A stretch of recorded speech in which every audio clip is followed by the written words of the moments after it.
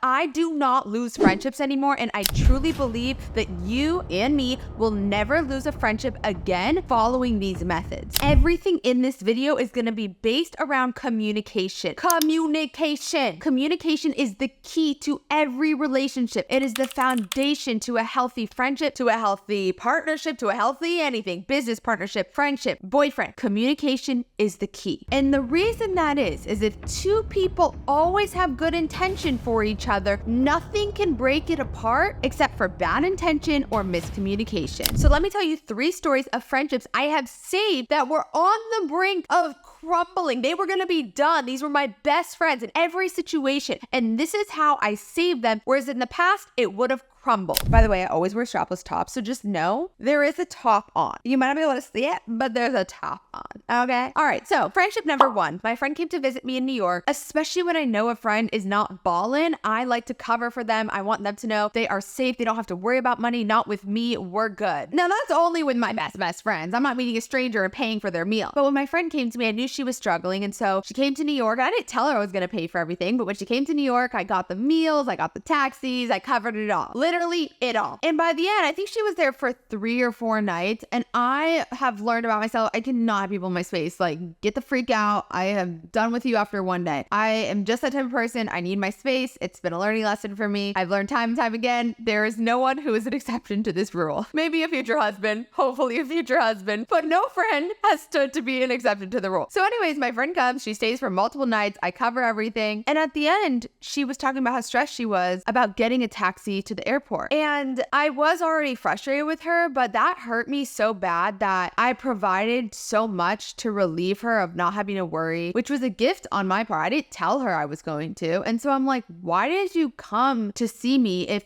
you had to pay 0 expenses and you're still gonna complain in front of me after I just provided everything for you? Like, you came to stay with me and I gave you a free vacation and you're stressed? Like, how are you stressed? I'm stressed. So anyways, I had built up so much resentment from that trip, from spending so much time with her. I was so freaking frustrated. But because my ex-best friend cut me off because she never communicated resentment, I knew that I had to face this frustration and pain I was feeling towards her and get on the call with her. And it was not easy because I was so annoyed with her. If it weren't for my ex-best friend cutting me off like I meant nothing to her, I probably would have let my emotions in that situation get the best of me and just take a year space from her. Because that's what happens. That's why friendships freaking end, because we get frustrated and our emotions take over our heart, which is that we freaking love this person. They're our friend. We freaking love them. And there's a reason that they are our friend. And we forget it when things get rough if we don't let it out. So I found the courage within to call the friend. And by the way, this is within 3 days. This is not within a week. I'm not building crap up. I think it was like, it could have been the next day or 3 days later, but no more than 3 days. I called her. I told her how I felt and we smashed that. And she's still one of my best friends. And so this is your reminder that if you feel like a friendship is breaking up and you're the one with resentment, you better freaking call your friend and not text. You call your friend. You guys want to know how I handled that conversation? I didn't say, I just want you to know you're a bitch because you came and stayed with me and you.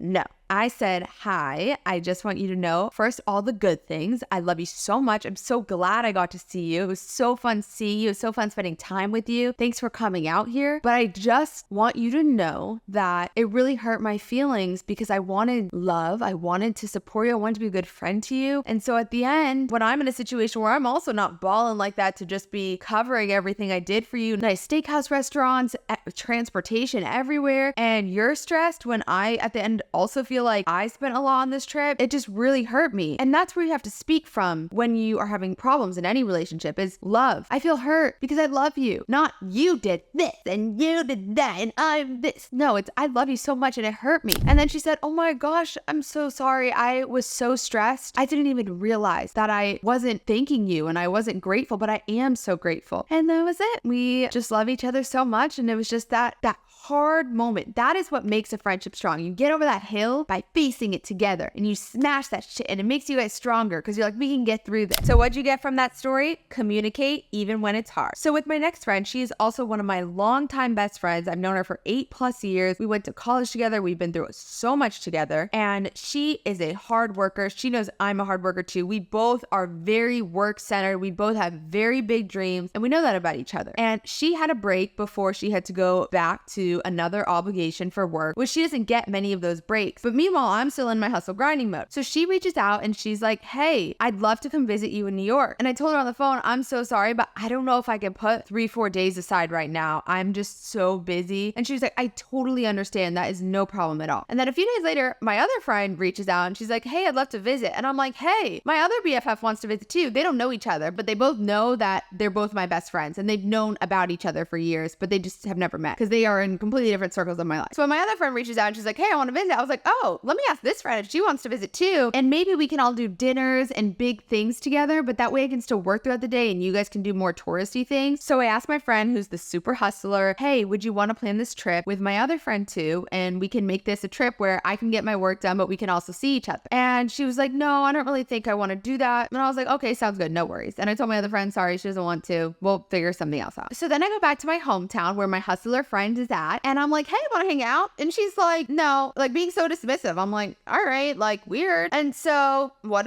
do? Whenever I have a problem, I'm like, hey girl, want to talk? So I try to get on a phone call with her and we keep missing each other, but she was willing to get on the phone call. We just kept missing each other. Then I get this super long message from her and she's like, I cannot believe that I was willing to come see you, fly across the country, and you were trying to invite me with a person I don't even know. You wanted me to hang out with a stranger when I was coming to see you? And I was like, oh my gosh, like I had no idea you felt that way. And I totally understand your perspective. Those were not my intentions. I only just wanted to find a way to make it work. But of course, from her perspective, it was perceived rude. She wasn't mad when I couldn't make the weekend work, but for me to offer her to come to hang out with a stranger offended her, which was just a miscommunication, right? Because I was just like, how can we make anything work? And she was like, how dare you offend me? Anyways, that weekend, we try to get on the phone call, but we miss each other. And then she starts releasing her emotion through text message, which listen, if you do this, say goodbye to your friendship because you start saying you don't mean. I'm telling you, this girl who is one of my best friends, she started attacking me, like calling me out for things I did 7 years ago. But that's what resentment does. It makes you pick out all the little details. It makes you find everything wrong with them because you want to back up the feeling you have that's so strong when in reality, your heart loves that person. Finally, me and that girl get on a phone call. I think I had to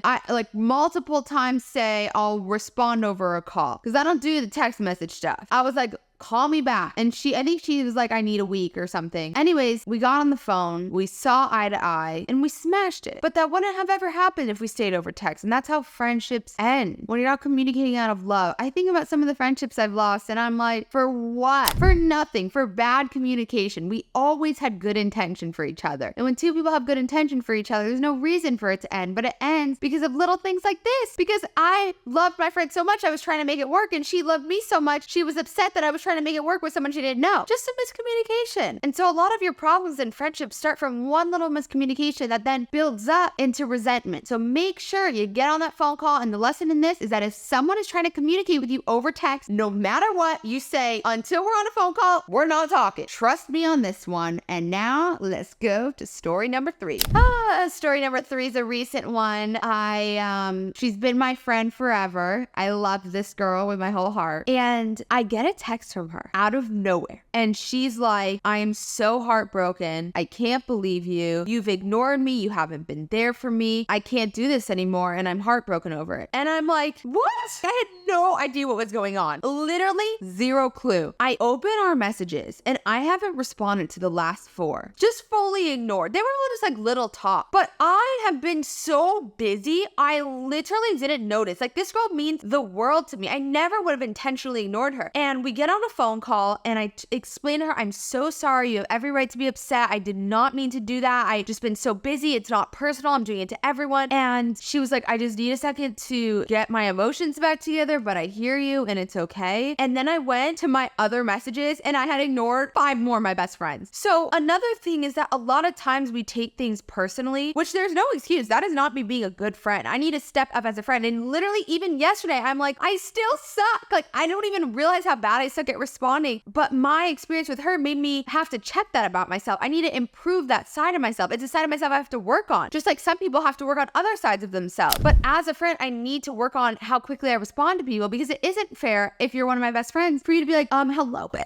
Like, what? So I'm working on it. But the point is that my friend and I, we got on the call and we heard each other and we realized there was nothing mean. There was nothing malicious. No one was trying to hurt anyone. And it taught us both a lot. And I think the biggest thing it taught both of us is how strong our friendship is, that we will always be friends because we will always have good intention. And I told her, I will improve on this. And if I'm ever not, you just call me out. Just let me know. Just communicate with me, because she waited to tell me, for her, it ate her up for 3 sides where she was crying and heartbroken. If she would have just texted me, bitch, what is going on? It would have been smashed sooner. But my point is, thank gosh my friend was willing to get on a call and her emotions didn't destroy her. Because a lot of people, they're too immature to get on the phone call in that hard moment where they feel heartbroken over something that wasn't even meant to break their heart. And so thank gosh my friend was able to get on the phone call with me. Thank gosh I was able to see that everything she was feeling was so valid, and I was able to take accountability and know I needed to learn and grow from that. And I still need to, and she's willing to be patient with me as I do it. She's willing to call me out as I mess up in the future. Like, even it's literally been a week or two since this happened, and there's already been 2 times where I waited too long to respond because I'm working on it, y'all. I hope these 3 examples with my close friends who mean the world to me, these are 3 of my best friends, and we now have conquered hardships because of my improvement in communication. I'm not going to say that they haven't improved too, but I know that if my old ways of communicating with friends were now, I would not have 3 of my best friends still in my life. And thank gosh I do, because it's easy to dump a friend when you have emotional frustration. It's easy. We know it's easy to dump and not look back, but boy, what a missed blessing it is, and you don't even realize it, because the friends who have known us the longest and been there for us through everything, they just have this deep special place in our heart, and everyone should,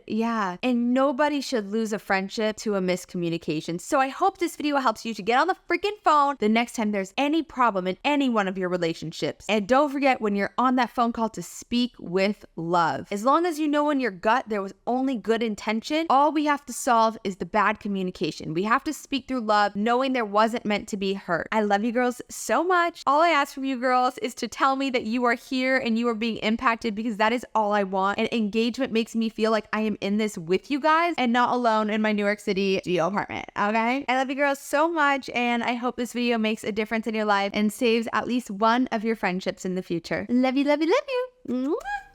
Bye.